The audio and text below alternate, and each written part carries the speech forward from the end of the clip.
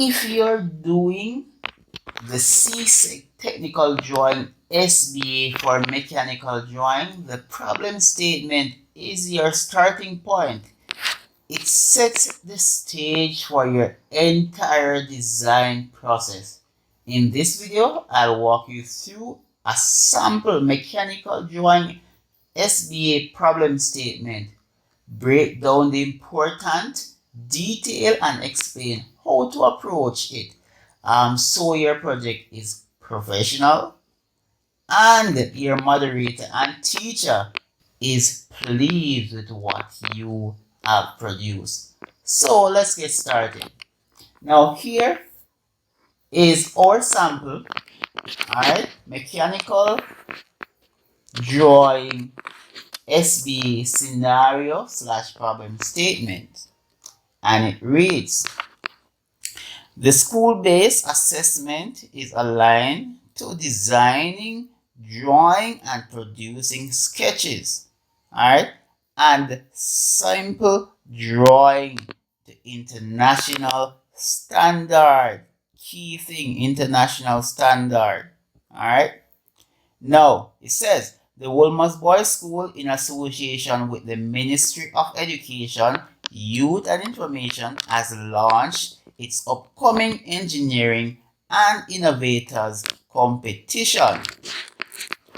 You're required to generate a new or improved innovative design from one of the following 3 categories. All right, as you can see there, 3 categories.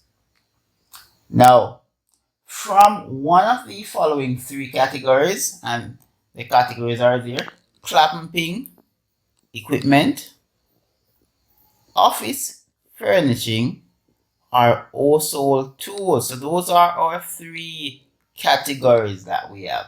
All right. Once you have chosen your category, you are required to produce a fully completed working drawing that includes the following. Now, here are what is required: a sketch of your initial design idea. So ensure that you produce a sketch. This should be presented to the teacher. Your teacher needs to view this, give it a go ahead to say, yes, I like what you're doing, and you can go ahead. The next thing is a parts sheet. Alright, now your part sheet is basically your orthographic views of the individual parts that makes up your design. So think about, say, a fan, right, that you might have at home. The fan is not one component. You'll have the legs, you'll have the stand, you'll have the blade, you'll have the housing, the motor, all that stuff. So you're basically drawing each individual parts, even the screws or the bolts that make it up. Everything should be drawn individually, dimensioned and annotated. So ensure that you have your parts sheet. Alright. You're also required to produce what? A pictorial isometric drawing. I say pictorial isometric, but it's pictorial drawing. But I recommend doing what? An isometric drawing. Alright, of your design. Alright.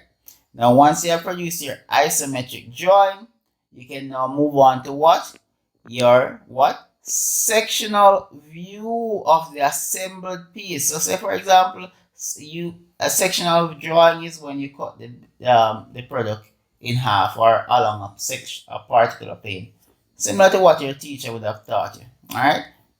Now, wherever you want to cut it, you pretty much choose. All right. So you need a sectional view of the complete assembly. All right. Now, once you have completed your sectional view, the next step is to create your elevations and your plans of the assembly. Or you could do this one first. So you could say you could do this at 4 and then this at 5. Alright? So you decide. Alright? You could do this one first and then this one second. Alright? So do your plan, elevation, all that stuff. Then you do your sectional drawing. After which you'll produce a parts list. Here's your parts list. So you're producing a parts list. Now your part list is a simple think about it like a shopping list. Now you will recall your parts sheet and you drawing the individual parts. Now your parts list is going to be outlining all the parts that make up the assembly. So for example, you're simply listing the parts, and it's the reason why this is a part list. So if you use, say, a screw, right? You have screw, depending how many screws of them you might have. So you'll have like the part itself, you'll have the material that is made of, the amount of the material, and things like that. Alright, so if there's 10 screws that makes up the object, then you add 10. If there's one of the item, then it's just one. Alright, please see my video on parts list. Alright, now after you've completed your parts list, the next thing that you're going to do is that you're going to move on to your what? Your material list. Now, what are you going to be listing with your material list? All right. Now, a material list will be showing you all the materials, all right, you'll use to make the object. So the materials, so say for example, the base of the, let's think about a fan, right? A fan is easy, all right?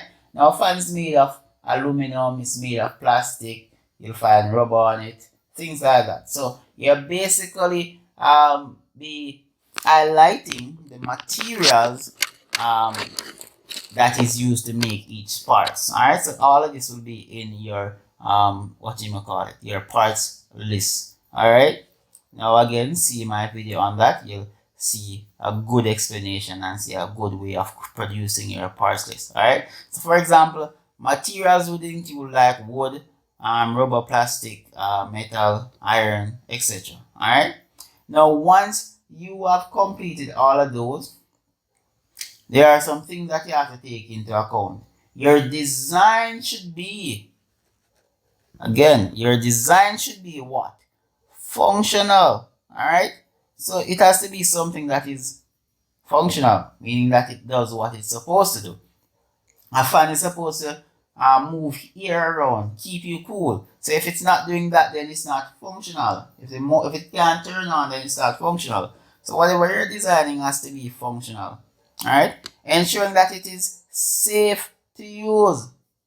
And that goes without saying, safe, meaning that the person using it is not going to hurt themselves.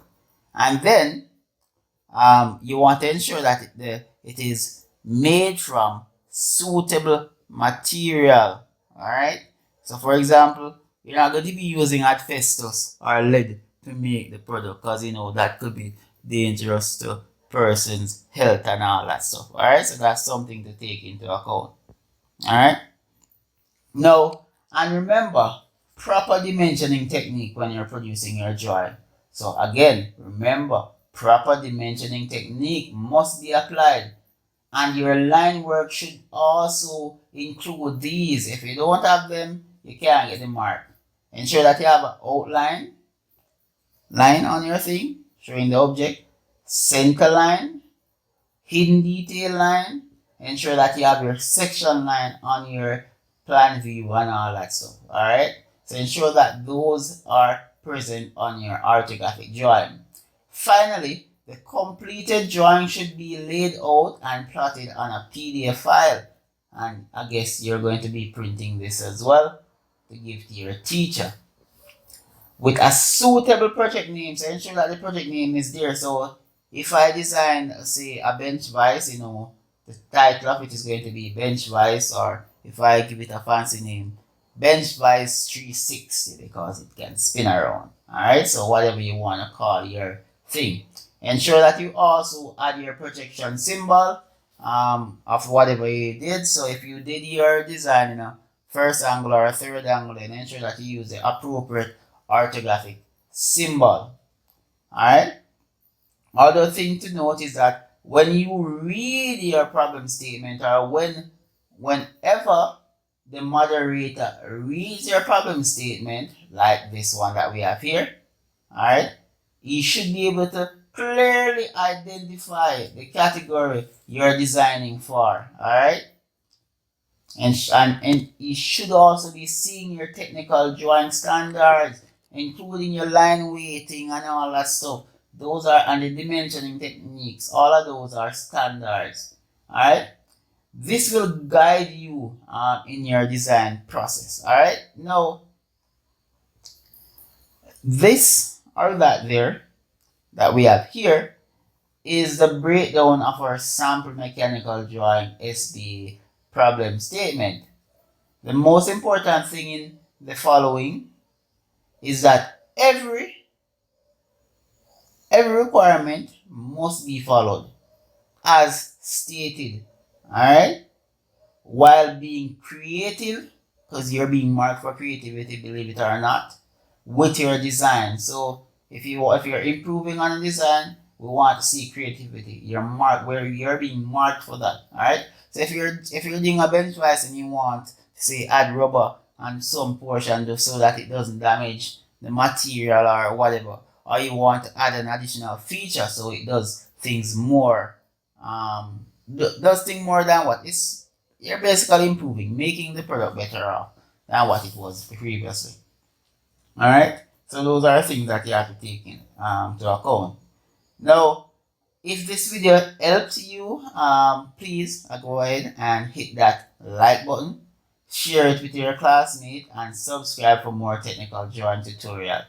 And if you haven't seen it as yet, go ahead and check out my building drawing SBA problem statement breakdown. It is linked in the description down below. Thank you for watching. All right, and see you in the next one.